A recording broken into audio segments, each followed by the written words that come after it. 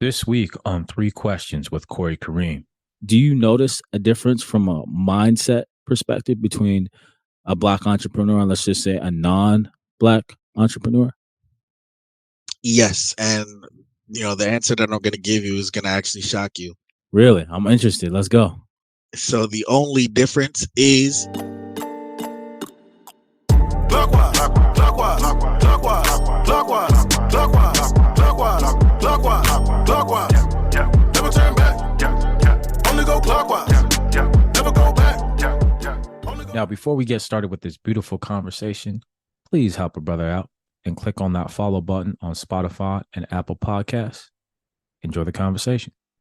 Welcome back, guys. Welcome back to another episode of Three Questions with Corey Kareem, the podcast where we sit down with some amazing people who are doing some amazing things. And that's right. You guessed it. We ask them three questions, sometimes 4, 5, 6, 7, 8, 9. I know.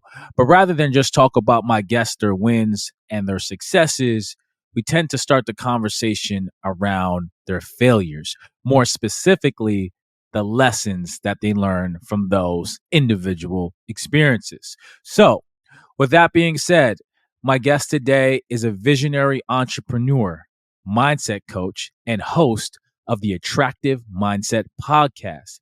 He's known for having a unique balance between delving into cognitive psychology and transforming knowledge into business success. So, needless to say, he's a force to be reckoned with. From the streets of Brooklyn, New York, to leadership in the Marine Corps, his journey has shaped his entrepreneurial spirit. His companies have soared to multi-six-figure incomes, collaborating with industry giants like the Hard Rock Stadium, Morgan Freeman, and DJ Khaled. His impact goes beyond the bottom line, as his mindset coaching has generated over $10 million in revenue for businesses. So, without further ado, Darryen Richardson, aka Mastermind Rich, aka Moneybag Rich. Welcome to the podcast, brother. Thank you. I appreciate you, man. Appreciate everybody. Appreciate Three Questions, all of it, man. So, man, I've been waiting all week for this episode. So a little backstory, Rich, and I'll let you expand upon your background and what you do, because I know I just gave you a bit of a lightweight intro. But for my listeners, for my audience, I met Rich Orlando, Florida, at a podcast conference, interestingly enough. And man, this brother was looking fly. He had the shades on, people gravitating around him. There's a crowd. I was like, man, I don't know who this brother is, but I know before I leave this conference this weekend, I got to make an introduction and reach my hand out. And here we are.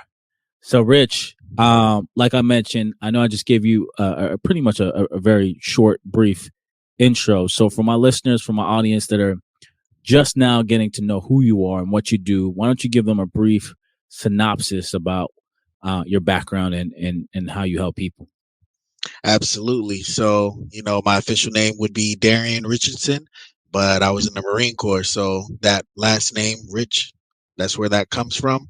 And, when we focus on finances and mindset, that's where Moneybag comes from, and that's where Mastermind comes from. So Mastermind Rich, Moneybag Rich, I go by both of those names because both exist at the same time. And sometimes it requires me to split that personality for people to understand deeper, because mindset is all, about different mindset things, but it's not all about money either. So we blend both of those together to get kind of that yin yang balance, that light dark, that harmony, that kind of cohesion. So, to just explain a little bit more about me is I'm from Brooklyn, New York originally. Okay. Yep. And so pretty much, I live in South Florida now, but I spent 5 years in California military, went on a couple deployments, came back, and really started investing into business after that. Because before then I was homeless and I got kicked out at 16. Mom moved to Atlanta. I was kind of bad when I was young, so it's not like I can say I could blame her. That's, part of myself was resentful at first because, I'm 16 years old. I don't know any better. But at the time, Mm. that's the beginnings of a young adult. And if we say to ourselves that we don't know any better, then how can we treat these other young kids out here as if they should know better when we do the same things in and out? So I had to take more accountability. I had to be more vulnerable with everything around me to just accept a different tone for my life, accept a different mindset. So I started getting into psychology because the Marine Corps paid for it. I went to school for it. I went to school for psychology and arts, and I dropped out before I got the actual degree because I started making more than my professors. So that's Mm. where Moneybag Rich came in. But Mastermind Rich, I started basing everything that I did around systems and building structure. And pretty much that's how we got to where we are today. Wow. There's so much to unpack there, and we're going to do that to the best of our abilities on this episode. So, Rich, let's get into this. You mentioned a lot in your story, and I really want to focus on a few different pieces. So I'm going to start off a little bit different than what I had originally had thought in my mind. But you mentioned that you were a pretty bad kid in high school. Yeah. When your mom moved to Atlanta, you ended up homeless. So when you say you were a pretty bad kid in high school, around that age category, what are we talking about? Like, what were you into? Talk to me about Rich at that particular time period in your life. And then talk to us, to me, my audience, my listeners, how you made that change. Like, what did you do to kind of make that change?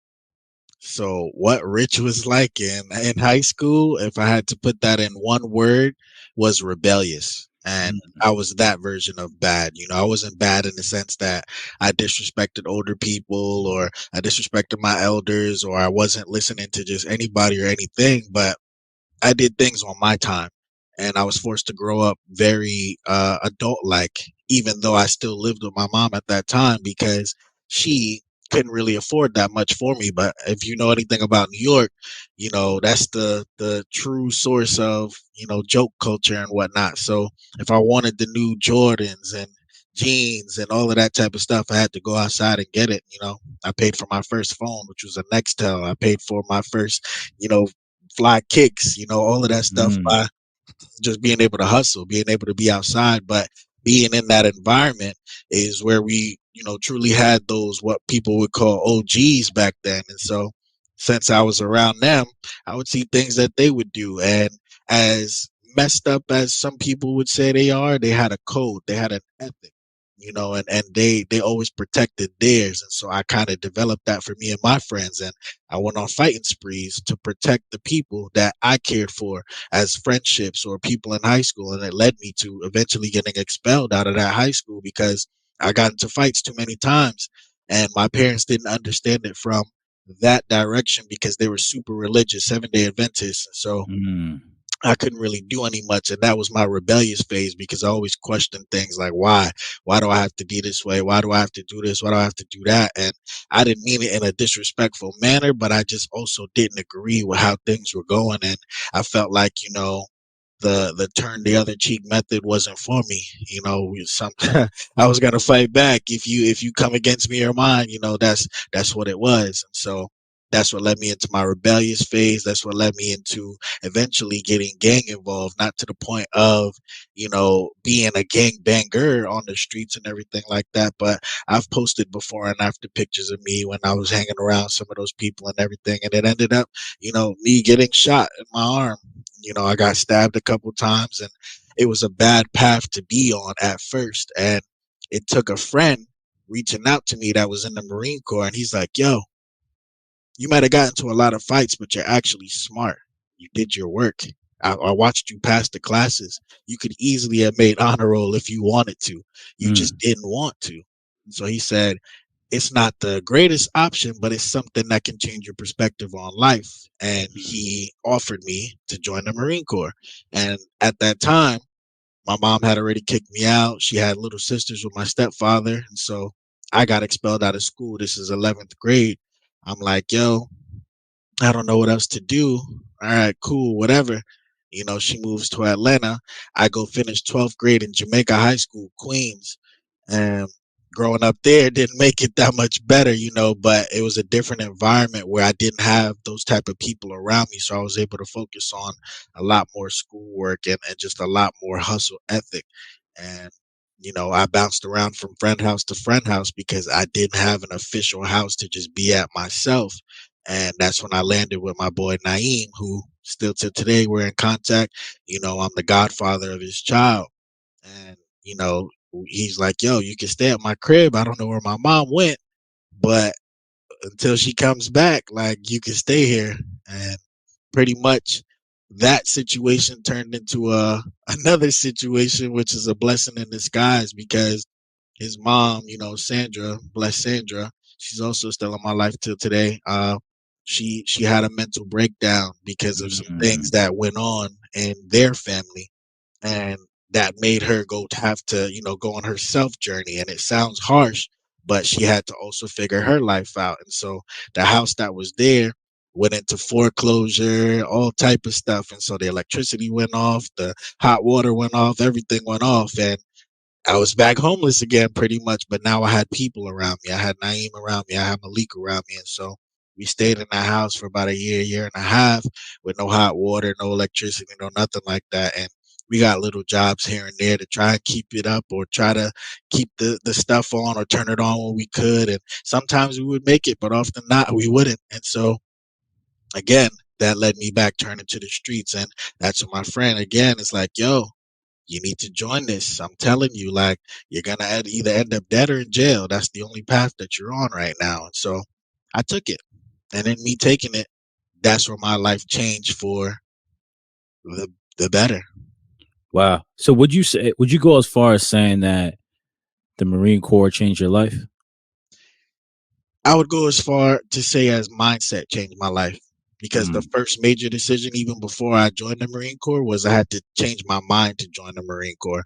I didn't know what the military was like that at the time. Of course, you see the movies and you hear the stuff and you play the Call of Duties, but I had no idea what it actually meant to be a part of the military. And so that's where my first major mind shift went to open my mind first. And people have to understand that that's a version of yourself that you have to become even before you make the decision. Like, if you're trying to lose weight, if you're trying to stop a habit, if you're trying to quit smoking, if you're trying to do anything, the first thing that happens before the actual action is the decision. Right. And so your friend brings up joining the Marines twice to you during your high school period. So what made you say yes the second time around when he brought it up to you? Because I had been shot by that point, gang involved. I had been, back on the streets. My brother had went to jail. Another friend's house just got shot up. And I'm like, man, I'm following the trend, and he's the only person saying those kind of things to me at that point. Everybody else is like, well, this is just everyday life. They're not thinking like there's another life out there. There's something else out there. So with nothing else being out there, to them, it's like, okay, well, I'm going to either do this or I'm going to become a victim of this. And so, me opening my mind to accepting that, somebody's actually reaching their hand out to me was one of the first steps. Got you. And what would you say what was the lesson you think you learned from that moment in your life, that period in your life? I'm assuming there's probably many, but if you have to pick one, what do you think is that lesson that you learned? That lesson, if I had to pick one for that, would be ignorance. Ignorance is large. We don't know what we don't know. And, we often judge a lot of other people based off of the things that they do in the moment. A lot of people, if they were to look back at me at that time of my life, oh, he's just this kind of kid. This is the path he's going down. They don't, they break the rules. They don't listen to anybody. But I didn't think I had a choice. I didn't know that I had a choice. And so when a choice was actually presented to me, that's when my entire life changed. And I can only imagine, which is why I do what I do now, is, yeah, I might work with some corporate people here and there. I might work with some, regular, type families and here and all that stuff. But my actual target is the people that don't know that you can actually change your life in this type of way. Right. I love that, man. And it kind of reminds me of a couple of different things. So one, I have one of my good friends. He's an author. He's actually coming out with his third book. and he'll often go to underprivileged schools or schools in underprivileged areas, hard hit areas, and he'll go in and kind of give a talk about what he does as an author. And he told me this one time that he went in and, a young black kid went up to him. These kids are high school. And the kid said to him, I didn't even know being an author is something I could do. And that's wild to me. And this is not like 15 years ago. This is like last year. Yep. Right. And it's, I guess because, once you've been out of it so long, it seems crazy that someone could still think that they couldn't be something like that with all the information we have out there with the YouTubes and the Googles and all that stuff. But I mean, you bringing up that point just reminds me that, regardless of what era or what time we're in, based on someone's living circumstance or situation, their thinking could be very limited. And as you were just putting it, ignorance is very big. It's very large. Right. And the second thing you mentioned to me that kind of stood out is that choice. You made a choice and you help people realize they have a choice. And I think sometimes when we're in the thick of it, we think that our choices, that we have no choice. They might be limited, but we think that we have no choice. And I remember I took this course, Rich, called Landmark. That's what it is. I don't know if you're familiar with Landmark, but they do courses all over the world, big on mindset. And I took this 3-day course. It was over I want to say it was about 12 hours a day. So 36 hours in 3 days.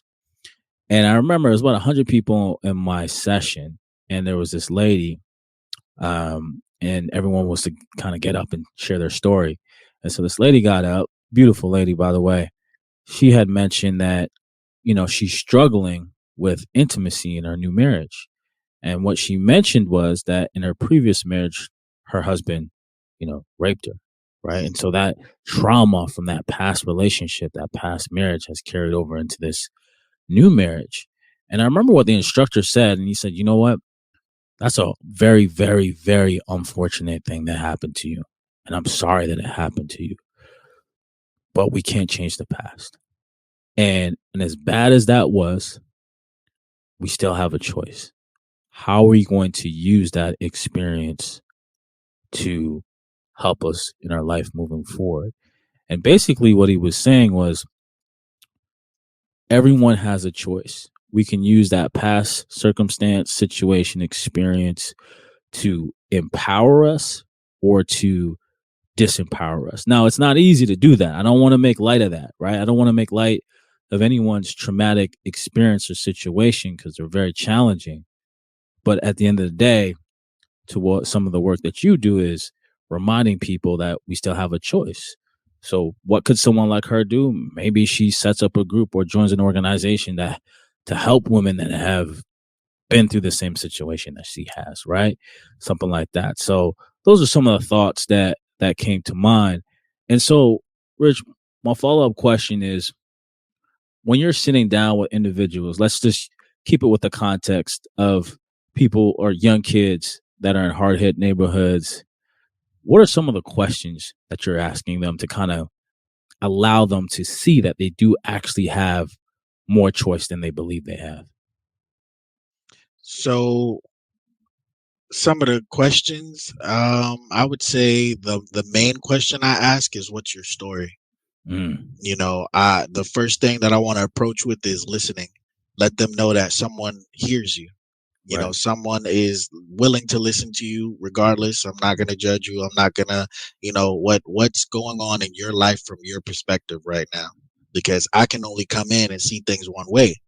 You have to tell me what it is, what is actual reality. And then I follow that up with, how do you feel right now? Right. Because then we get an emotional temperature check, and then, do you like it? So those are the 3 big questions that I ask when we go through a lot of these process, because once I find out what their story is, how they feel about their story, and if they like it or not, because a lot of average people assume that everybody wants to be the hero, you know? Mm. And that's something that comes from a complex of how we're taught growing up or from movies that Mm. we might watch. But villains Right. actually do exist. And that's not to say that, we want people to be villains, but there's a certain thing that happens in our brains. It's called brain plasticity, where things are created when it comes to neurons firing off, your synapses firing off, and those new memories and old memories that are created through the same thing, like you said, the traumatic context or the non-traumatic context, anything that they're involved with, their environment, social standing, parental, educational, all of that adds and molds into the person. And so if you ever watch like serial killer documentaries, a lot of the psychologists that are on those teams talk about things like this because that develops into that person's right or wrong. And to them, they're not wrong. They're right. So Mm. we can't put that imposement of judging from how we feel on our perspective. And so it's important to ask them do you like where you're at right now? Do you like what you're doing right now? And, carefully monitor from there so that you don't impede or impose on what they have going on. Right. No, I love that. And it reminds me of a situation where a couple of years ago, my mother and I had an investment property, and things started off pretty well. We had rented it out to this a young girl, and her boyfriend moved in, and that's when things got pretty interesting. I remember one time we were in Jamaica, and we got a domestic disturbance call because there was a lot of arguing and fighting, and then, long story short, uh, we wanted to repossess the property. And so when I came to do the inspection and all this stuff, I just remember Rich, this young guy. He was younger than me. I was right now I'm 39. At the time I was probably about 34, 33 years old. I show up to the unit, and I show up to the door. He's a little bit taller than me, and I see him trying to size me up, flexing. Mind you, I've never seen this guy day in my life before. And I'm just like, in this moment, I'm like, this is some like male machismo stuff going on right here, right? I'm old enough and wise enough to kind of see what's happened, even though we haven't even exchanged words. And I just remember having to kind of coach myself and be like, hey, this is a business transaction for me, and not realizing where he thinks he is mentally, right? And so I remember at the end of it, we come to find out that he has a pretty low self-esteem or extremely self-conscious. What he did to my realtor, he actually threatened to kill my realtor because he thought his girlfriend was, cheating on him or stepping out. So every time my boy, who was my realtor, would come to collect the checks, he would like write him very aggressive text messages. And at the end of the transaction, when I repossessed the keys, I don't know what made me say this or do this, Rich, but I looked him in the eyes and I was just like, oh, you good? So like you said, how you feel? You good? He's like, oh man, family's everything to me, man. Like family's like, me and my girl, we're going through some problems right now, this and that. And I was like, is there anything I could do for you right now in this moment to ease whatever you're feeling? And he's like, well, you know what? Actually, can you delete my girl's number from your phone? I was like, oh, that's it? Say less. I give him my phone. I make him delete it from my phone so he knows it's actually gone. But it was just interesting to me to see that was a part of the reason why he was feeling that way. Now, to give you further context, he's a young man at about 25 at the time, living in a studio apartment with his girl with 2 children, right? So I have to understand how he's probably viewing himself when he sees someone like me, right? And the word that comes to mind when I'm hearing you talk about how you deal with young kids and just people in general is empathy, right? Trying to understand how someone is seeing the world from their space, right? We all have those rose-colored, lenses, as they say. So that really resonated with me, your perspective right there. Thank you. And even as much as, it's crazy because as much as empathy that it may seem as I have, I also don't have enough empathy that I should, because and part of understanding that is knowing that, because we live in a logic driven world where people are mostly emotional. And so when Woo. you dive into psychology, a lot of things are presented to people like myself as facts or scientific, or it can be proven through this bearing process. You're not different than the other person. But the emotional aspect is what makes those things different, which is what science can't prove. How somebody can heal themselves, how somebody can do this, how somebody can do that. And that's where it comes from, the unknown. And that's a realm that I actively struggle with as well. I would be, doing life a disservice if I didn't, mention that as well, because I'm also Right. not perfect, but I'm more logical driven. That's not to say I don't have emotions, but I'm not emotional. Right. No, man, I've never heard anyone put it the way you just did. I love the way that you just articulated that. So going back to that scenario, you asking that young man those 3 questions. How do you feel? Do you like it? What's the next step after that? How do you help someone, progress out of their current mindset or mind state? So mindset is all about just what you're doing in the moment, what you're focused on. Mindset, if you really go to the basic definition, discipline is mindset. And so I understand that everybody has to go to a core of discipline. So I ask, what are they disciplined in? What's your activities? What's your hobbies? What do you do on a day-to-day basis? What do you like to do? Stuff like that. And once you start figuring out people's patterns, you can honestly place it into the 4 categories of mindset. And so the 4 categories of mindset are physical mindset, emotional mindset, mental mindset, and financial mindset. So once you understand all 4 of those, you get a consensus of what that person is dealing with or going through in their life or business. It doesn't matter. They're both interchangeable. But I put them on a 30-day mindset challenge, 30-day mindset program that I've created. And pretty much we treat it, I was on deployment one day. And it was my last deployment before getting out. And, again, I might be in a different environment now, and I'm getting accolades in there. We won company top shot. I was the top gunner for the tank. We went over there. I have all these awards inside, but in my head, I'm like, man, I'm kind of scared because I have to go back out into the real world. And then me going back out to the real world, I don't know anything else. I went into a combat MOS where I blew stuff up for a living. I shot machine guns. That was my life because I wanted to be that machismo guy back then. I was still in that frame of mind. I might have changed my decision making, but I didn't change my actual personality yet. And so I joined based off of the version of myself I was. And so I understood at that point, which is where another shift happened, that I had to change what I know, which ultimately changed how I operate. And so I tried to read books on deployment. When we went over there, I chose it as a time, 7.5 months of doing nothing, just doing posts 6 days a week, 12 hours a day, 110-degree weather with 40 pounds of gear on, you know what I'm saying? And so it was desert. I had nothing else to do over there. And so on my free time, I went to read books. And that's when I found that distractions aren't even part of the issue. And I know that on a deeper sense now, because most people say, oh, I'm distracted by my phone or life or this or that. And the biggest distraction comes from your actual mind wanting to do something or not wanting to.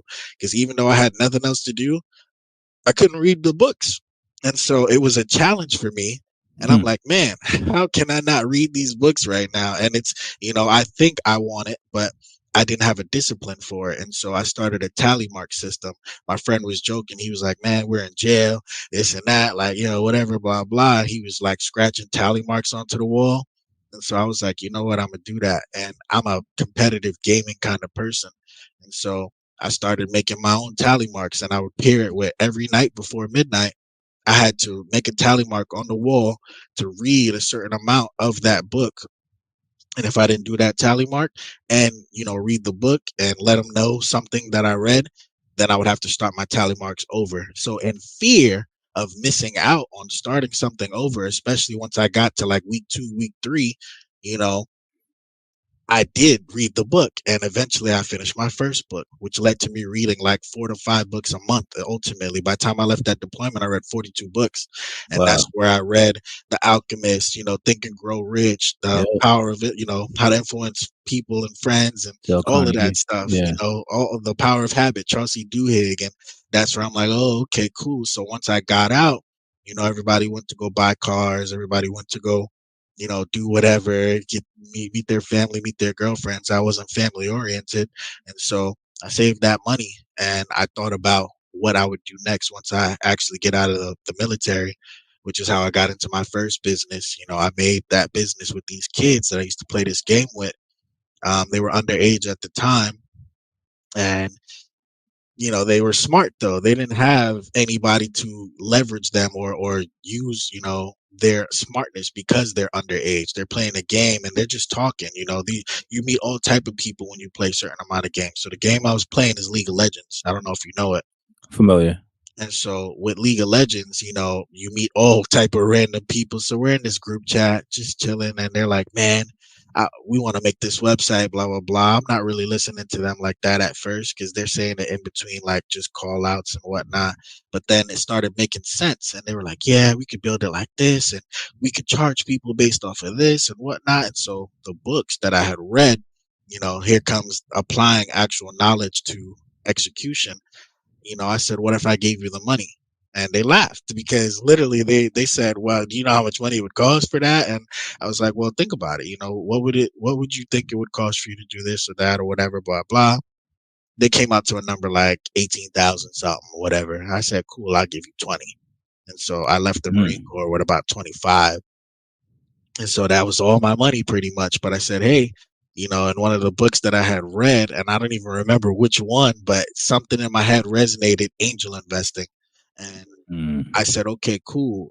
Hey, if I give you this money, I just want this percent. I just want to take this percent. This is what I want to do. This is what, blah, blah, blah. And so their parents got involved because they were underage. We did official attorney contract type stuff, whatever. And so their attorney was a lot better than my attorney, or my attorney just wanted to get paid. But theirs, I guess their parents connected them. So I don't know how, but they made a deal for 10 years.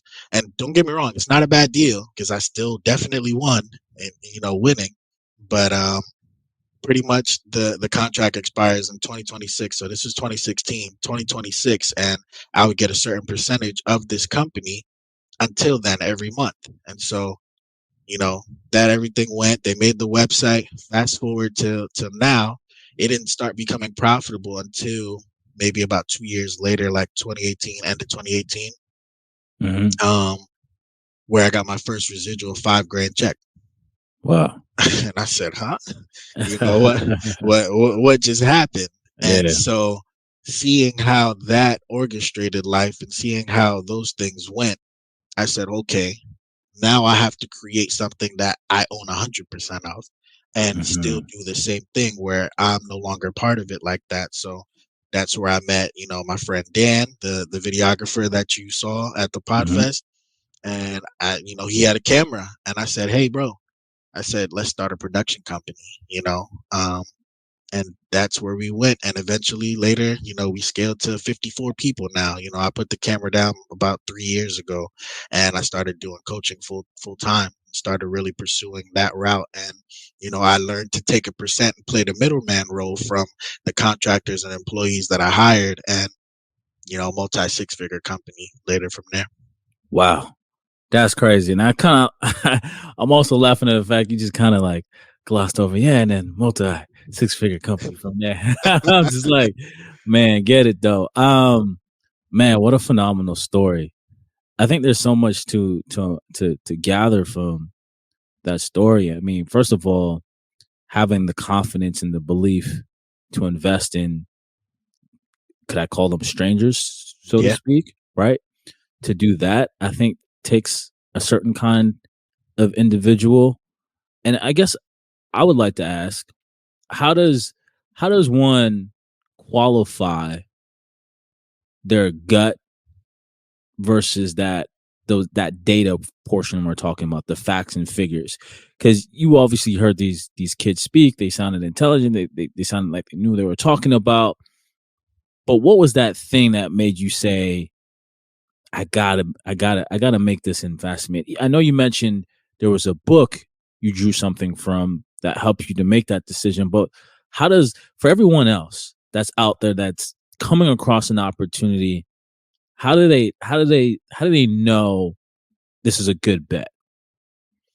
So the truth is, you never know, because I've made also bad bets even after that. I've made very bad bets even after that, but I don't let that deter me. I choose to wear my heart on the sleeve, because everybody that I interact with, I choose to meet them at 100%. Only that person can take me from 100% and, devalue the amount of percentage that I'm willing to be open to them. And so, and somebody determining what's right, I always tell my people, hire for personality, train for skill. So even if it's not somebody that, is the best at what they do, or the best, or doesn't have everything lined up, or whatever, a lot of the people that have made, my company be great, because it can't be great without them. They weren't even interested in production. One of my main people, we took him out of Apple. He was working a 9 to 5, and he's like, man, I hate it here. And he did a side swimwear brand on the side, and he was like, man, he paid us a certain amount a month, and that's back then. I said, hey, if you come work for me, I'll take you out of that. Instead of you paying me, use that money, because it was about $2,000 a month. I was like, buy a camera, and I'll teach you how to use that camera, and in turn, be part of my company. And so, before we got to 54 people, it was like a solid 5 or 6 of us that I had handpicked, recruited, and they weren't interested. They didn't have cameras before I did that. They just had really good personalities. And from there, they learned to love the camera, and they learned to branch out into their respective fields. Right. I love the fact that you say hire on personality and then train for skill. I think that's such a conventional. No, I shouldn't say conventional. That to me makes the most sense now in hindsight, looking back. And it's so funny. I saw something on LinkedIn where they're now, I don't know if it's in certain states or what have you, they're going to start removing college degree certifications or requirements for entry level jobs. And I was just like, yeah, about time. Why are you asking people for experience when it's an entry level position? And I think that's going to open up a lot of doors too, because for most professions, for most careers, going to college, university is not necessarily needed or mandatory. Yes, there are quite a few that it is very helpful, but for most, I would say you could probably learn that on the job, right? Yep. But no, man, that's an amazing story. I'm curious to know, because you help people. You're a business coach. So let's kind of bring it back to the Black community, right? When you look at Black businesses, Black entrepreneurs, Black solopreneurs, what is the number one thing, based on your experience, your POV, that's plaguing Black businesses, period? Mindset. Yeah, it goes back to an old movie. Are you familiar with the movie Matilda? Yeah. Mrs. I forget what her name is, but she used to bully her. I'm big, you're small. I'm tall, you're short. I'm right, you're wrong, and there's nothing you can do about it. Right. That's the mentality a lot of our people have, is if they have leverage over something, they become branded in a different nature. But the mindset of the programming that we've been, inducted into, a lot of people say, oh, crab in a barrel mentality, but there's actually documentary and research that crabs in a barrel don't actually pull each other down. Interesting. Somebody made that up. That's not an actuality.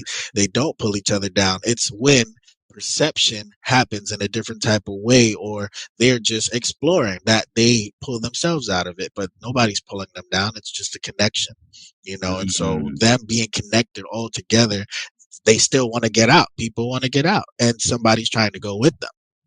until they Mhm. realize the grass isn't greener on the other side. But, in saying all of that, what our community has to realize and has to understand is that if we actually work together on certain things and feed each other knowledge on certain things, and especially the categories where we're not that prevalent, and me learning psychology, I could count on one hand how many mindset coaches that I know, and none of them are black right now, in my industry, and that I've met at least.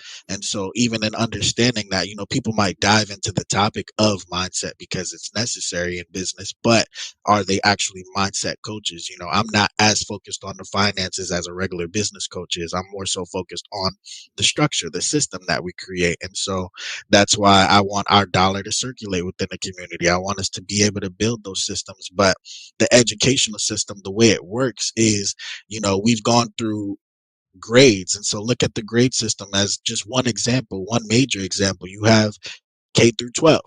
Right. You have them in blocks, about 4, 4, and 4. So you have your first through fourth, and then you have your fourth through eighth, and then you have your ninth through 12th. And then Mhm. after that, they kind of leave you to do, random other stuff, but they still hit you over the head because look at what college prices are, Mhm. for information that isn't that big or granulated unless you're going into a field like doctors or nurse or, surgeon, something like that. But I say all of that to say, you know, these are years of programming. These are 12 years, literally at minimum, because some people go to college or don't go to college. And Right. so we approach somebody that's new into business, especially in the black community, and expect them to be fully fulfilled or programmed on level one, year one, year two, year three, year four. We don't give ourselves enough time to fail in business or grow in business as we did to programming ourselves in school. And that's Right. what entrepreneurship is. Entrepreneurship becomes a new version of schooling because you have to teach yourself how to operate in a different kind of way. And so if we can't even dedicate the same amount of time to what we're doing, failure or reward, we'll never get to where we want to be. And that's part of a growth mindset or fixed mindset, which was, coined by Carol Dweck. And Yep. so A Carol mindset. Dweck, Yep. Carol Dweck is somebody who looked at the picture this way. But even the 34th president, you have Eisenhower. A lot of people don't even know this or even the history of the presidents, but Eisenhower got awards for being an academic mindset person. He got, I think, a Nobel Award for presenting ethics to how America was run on a base of principle. And Eisenhower Matrix was one of the biggest things that he created. Wow. So so many things that you just shared there. Mind blowing, really. Um, One of the things I was thinking of, because you talking about the emphasis on mindset. Another book that came to mind was James Clear Atomic Atomic Habits. Habits. Phenomenal book. If you guys haven't read it, please do. Um, so when you're sitting down with entrepreneurs, black entrepreneurs, is there a difference when you're sitting between, let's say, a black entrepreneur, let's say same stage, same money, relatively from a financial standpoint, but do you notice a difference from a mindset perspective between a black entrepreneur and, let's just say, a non-black entrepreneur? Yes, and the answer that I'm going to give you is going to actually shock you. Really? I'm interested. Let's go. So the only difference is the black entrepreneur knows they're black. Elaborate, please. So a white entrepreneur, even if they grew up in the same environment where the circumstances is the same financially, emotionally, mentally, physically, all of that stuff, they know they're not black. And a black entrepreneur automatically comes into a situation where, hey, I'm black and I'm in business. And they correlate those two as if in this day and age that exists, and it actually doesn't. Hmm. Hmm. I'm digesting that. So when you say it actually doesn't, what do you mean by that? So for the average person, they say for the black household in America, the average median is anywhere from 38,000 to 42,000 a year. Right. So, if I have a conversation with somebody like that and I say, yeah, on a low month, I might do 50K a month, they wouldn't understand that because there's a big disparity of difference. And then that's where the ants, if we're talking James Clear, come into those Right. automatic negative thoughts. They come in and, oh, you think you're better than us. Oh, you think you're too good. Oh, you bougie. Oh, you this. Oh, you that. And we have so many divisions of light skin, dark skin, him versus her or whatever, ratchet, this and that. And that all stems from being black, or representation of blackness. And so when you go to other communities, Asian, Latino, white, they aren't joking on their people the same way. Valid point. I get it. Slightly similar to what you're saying. I think, not to kind of, nitpick on our community, because all communities have their spoils, if you will. A thought that came across my mind the other day is, I think in our community, we put so much emphasis on the celebrity, the entertainer, whether they be an athlete or an actual entertainer, actor, comedian, so on and so forth. And I love my entertainers, as many of us do. The challenge I see with that, though, sometimes is we ask them to be leaders in spaces they're uneducated about. And we base a lot of our decisions off of that. When I do feel that what someone of their ilk should do with a platform of their size is bringing people like you, who is an expert on mindset, into the space and just extending the platform because they have the reach, but you have the knowledge because you live, breathe, sleep, eat this stuff, right? But yes, fascinating point. And I'm now also thinking about when you said because they're black, they're the only ones that like use that and it has a negative connotation to them. I was thinking about myself when I got my first corporate job on Wall Street. And I remember this, they brought me into this room because, quite frankly, I hadn't made a sale yet. And, a sale on the low end here is like 12 grand. Sale on the high end is like 50 to 100,000. And this is all over the phone. We're talking international markets. And I was working my butt off, but for some reason just couldn't close. And I remember they brought me in this room and it's like, Corey, man, you're working hard. You're doing all the right things. I think, and the market that I was involved in involved me calling amongst what we would call good old boys. So think Texas, Louisiana, so on and so forth. And it's like, Corey, we think you sound maybe too urban for them, right? And in that moment, I was about 24 years old at the time. That was the first time in my professional life that I realized I was different. Like, obviously, I knew I was different, but that was like the moment where I'm like, oh, there's a real, and that came into my mind. I never really thought that before. I don't know if you understand what I mean by that. Yep. And it kind of, I would say in that moment, it became like a detriment to me because now I was always thinking about that. I get into a room and I'd be like, oh, I'm the only one that looks like me in this room. And I would emphasize on that in past roles and stuff that I've done before. And get it. There are times where that comes into play in a negative fashion, but sometimes we could be our own worst enemy. And I remember speaking with someone that I have a lot of respect for, and he's like, yeah, Corey, that is the case for myself as well. I get into a room, I'm usually the only one that looks like me. But what I like to say to myself is, and use the word perspective early on in this conversation, he said, I'm the only me in this room.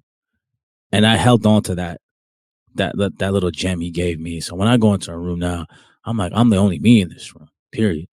Regardless of color, ethnicity, background. There's a a mental thing a quote that I kind of put out all the time, and it speaks directly to my audience, is intellect has no dress code. Ooh.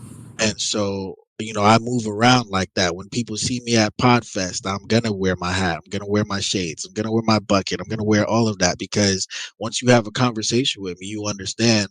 Oh shit, there's a difference. Yeah. This isn't a regular conversation, and I want the people that look like me to understand that because when I wear my suits and stuff, myself back then, I would never have that conversation with you. And so Mm. even with the people that I talk to now, I might show up to a corporate place and be super dressed down. That's not all the time, but I also, it works on both sides of the fence. Our people need to see that, just like you said, that celebrity kind of figure, that influencer kind of figure. I want to still be able to give that look, but also be able to give that knowledge because a look is just a look at the end of the day.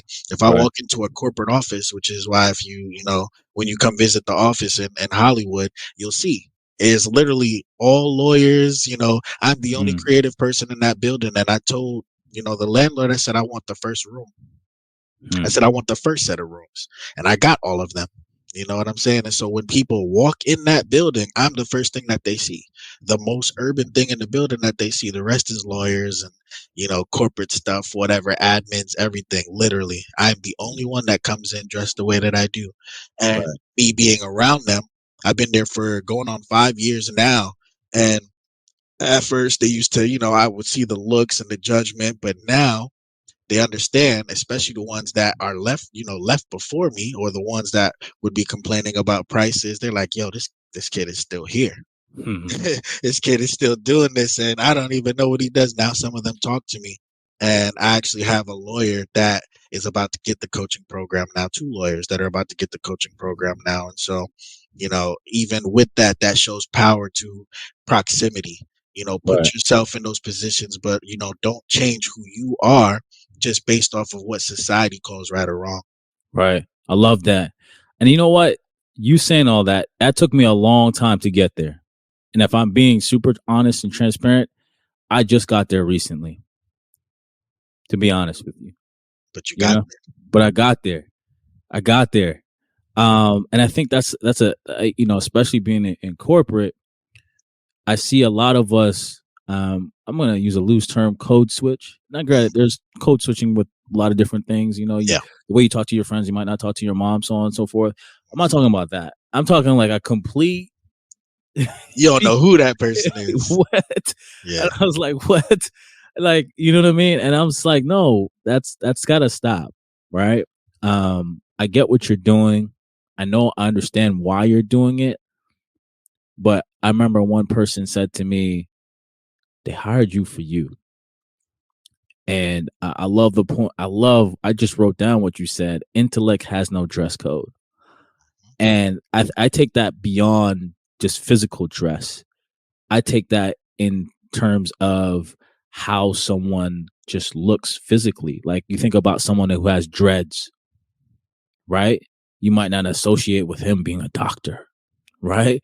So, man, that was very powerful. So I want to ask another question real quick, Yeah. just to also put it in size perspective. The NFL is owned by who?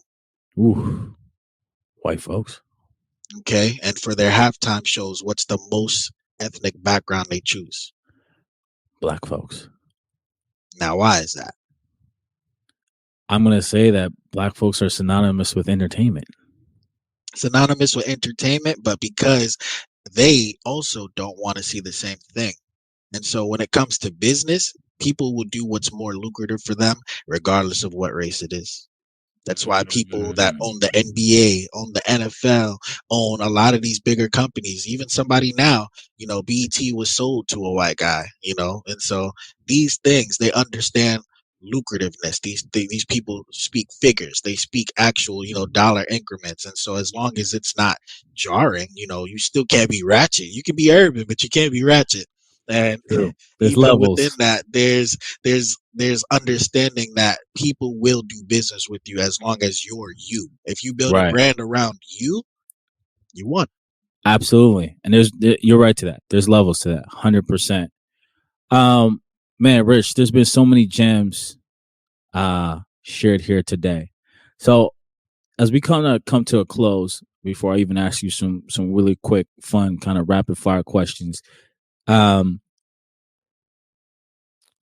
there was one takeaway you would want my listeners, my audience to leave with from this conversation, one takeaway, what would that be? Vulnerability. Please elaborate. So, being vulnerable takes courage, and, staying the same, when I say vulnerability, I'm talking about vulnerable to change, because yes, you can stay the same, but there's two different type of pains. There's pains in changing and there's pain in staying the same. And I promise you, staying the same person that you are is going to hurt a lot more. And that's not to say that you're not fine the way you are now. This applies to everybody everywhere, but there is growth that happens that's why we called our elders wise. That's why, even in the Bible, these are the wise old men, because Right. it takes for you getting older, but it doesn't matter an age point if you don't grow along the way, if you don't learn these experiences around the way as a coach, as a CEO, as a successful business.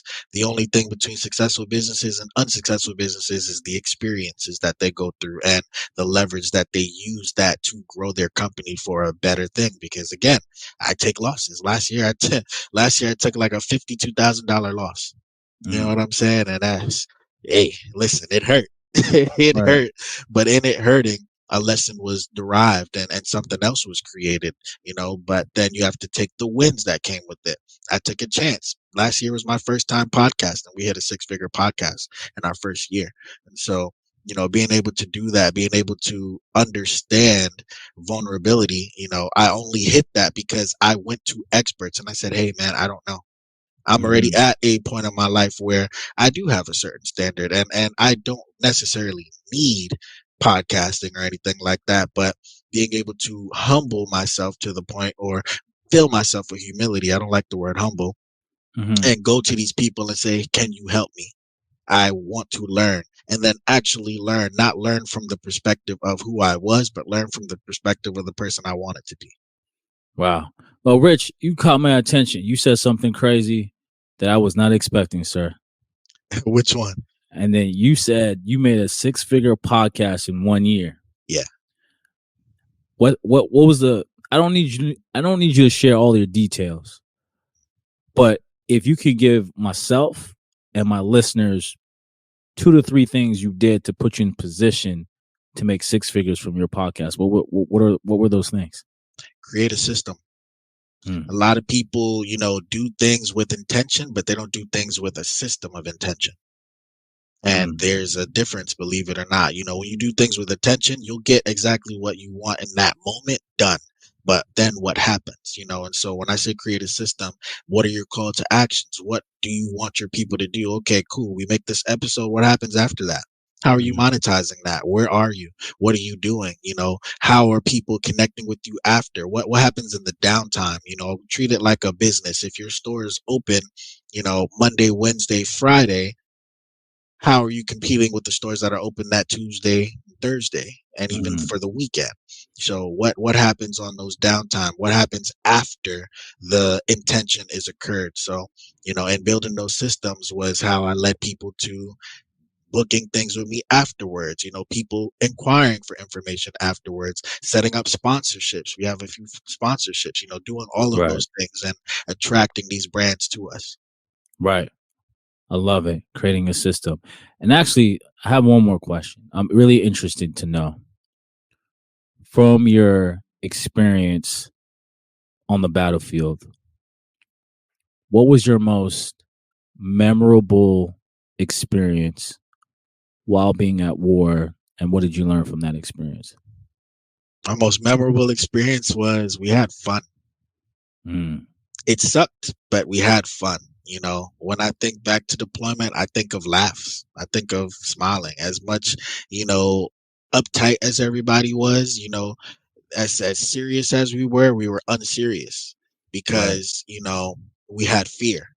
It's the people that don't have fear that don't make it usually, because they're not looking at it. Fear is essential to survival. Right. If you're scared, that means that you're scared to lose. Right. If you're scared to lose, that means you're willing to protect something. It's the people that go into thing and, oh, I got this, I'm there, that life comes right past them and Right. that usually puts you in a worse off situation. And do you have like a hack for dealing with fear?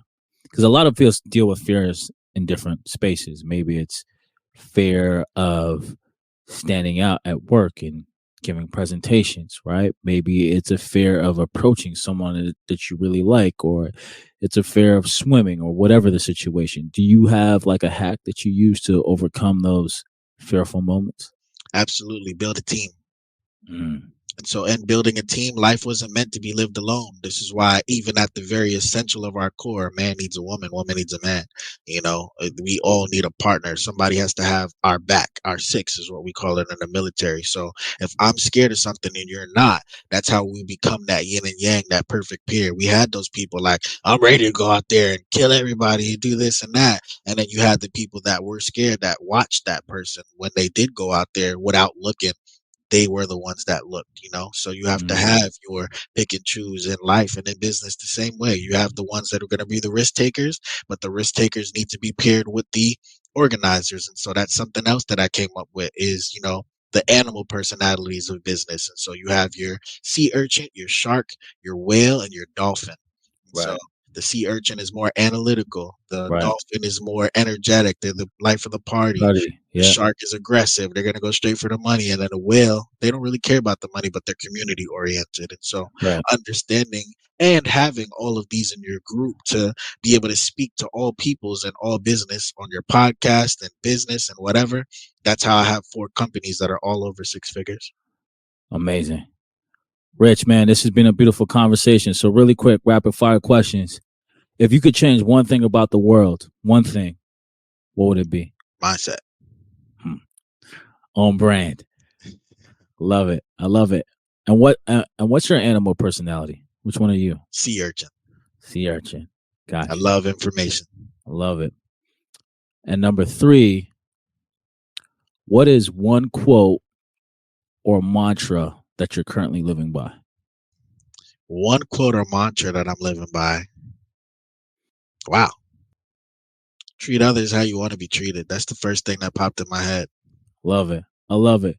So, Rich, for all my listeners, for my audience that would like to get in touch with you, maybe hire you as a coach, what have you, be a guest on your podcast, what's the best way for them to reach out to you? So you can tap in on, attractivemindset.com, or you can find me on Instagram at Real Moneybag Rich, and that's all platforms, or you can visit our podcast on our YouTube channel, Attractive Mindset, and, just tap in with us, before you join any coaching thing. And I say this especially for myself or others, make sure you know who you're doing business with first, get to know me first. Don't just like what I say and then join my personality, because even though I say what I say, I'm also not for everybody. And so I'll turn you down, even if you have the funds, so we have to be in perfect partnership before. I'm not looking for clients. I'm looking for partnerships. I love it. This man has said all the right things today. I don't know if he's running for office in 2024, but damn, he could. Guys, as many of you know, I like to end each episode by saying this in 2024. Sometimes you don't need to learn or see something new. Sometimes you just have to hear or see that somebody else is going through it as well, right? The power of relatability. So with that being said, guys, myself and Rich are out. Peace and love. Until the next time. Black